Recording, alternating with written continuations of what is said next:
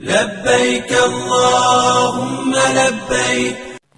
میدان عرفات اور اس کی تاریخی اہمیت کیا ہے؟ یہ میدان مکے سے تقریباً 16 کلومیٹر کے فاصلے پر ہے۔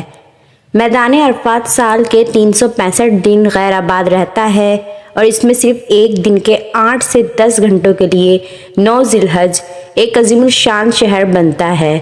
یہ 9 ذی الحج کی صبح آباد ہوتا ہے اور غروب آفتاب کے ساتھ ہی اس کی تمام آبادی رخصت ہو جاتی ہے۔ مشرق کا مغرب پہ چوڑائی میں 4 میل اور لمبائی میں 7 تا 8 میل قریب ہے۔ مکے سے آنے والے حاجی عازمین سے نکل کر ان ستونوں کے پاس سے گزرتے ہیں جو حرم کی حد بندی کرتے ہیں۔ عرفات مکہ سے باہر ایک میدان ہے۔ یہ بہت ہی بابرکت والی اور پاک جگہ ہے۔ اللہ تعالیٰ نے اس جگہ کی قسم کھائی ہے، حج کرنے کے دوران یہاں وقوف کرنا ضروری ہے۔ عرفات کے میدان میں نہ جائیں تو حج قبول نہیں ہوتا۔ جبل رحمت، جو کہ عام طور پر جبل عرفات کے نام سے بھی مشہور ہے، مکہ مکرمہ سے مشرق میں واقع گرینائٹ کی ایک چھوٹی سی پہاڑی ہے۔ اس پہاڑی پر نبی کریم صلی اللہ علیہ وآلہ وسلم نے خطبہ حجۃ الوداع دیا۔ اس کی تاریخی حیثیت یہ ہے کہ حضرت آدم اور حوا کے جنت سے زمین پر آنے کے 200 سال بعد اسی مقام پر دوبارہ ملے تھے۔ عرفات کی وجہ تسمیہ کیا ہے؟ عرفات کے نام کی 3 توجیحات دی جاتی ہیں۔ اس کی 3 قریب ترین معنی پہچان کے ہیں۔ نمبر 1، جب حضرت آدم علیہ السلام اور حضرت حوا جنت سے زمین پر اتارے گئے تو ایک دوسرے سے بچھڑ گئے۔ حضرت آدم علیہ السلام کے بارے میں کہا جاتا ہے کہ وہ سری لنکا کی ایک پہاڑی سراندی پر اترے تھے جہاں ان کے قدموں کے نشان کی روایت بھی ملتی ہے۔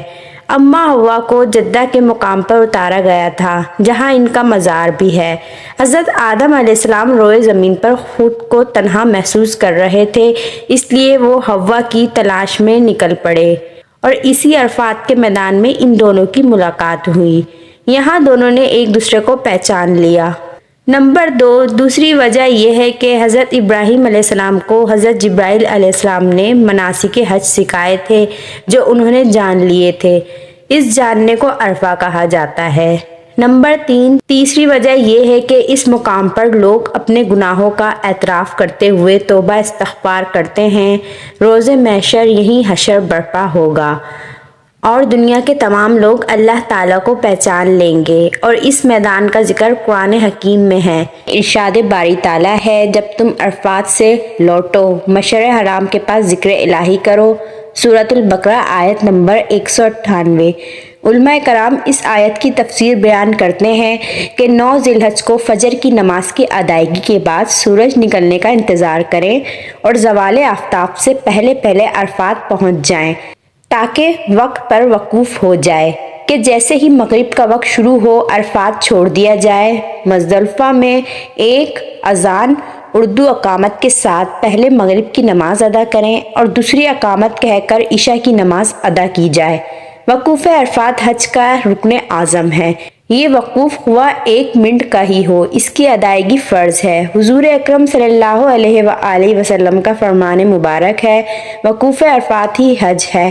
خاتم الانبیاء نے خطبہ حجۃ الوداع یہی ارشاد فرمایا اور اسی دوران آپ پر قرآنی آیات نازل ہوئیں۔ آج کے دن ہم نے تمہارے لیے دین کو کامل کر دیا اور تم پر اپنا انعام و اکرام تمام کر دیا اور تمہارے لیے دین اسلام کو پسند کیا۔ یہاں مسلمانوں کو 3 خوشخبریاں سنائی گئیں: تکمیل دین، تکمیل قرآن اور اللہ تعالیٰ کا دین اسلام کو پسند کرنا۔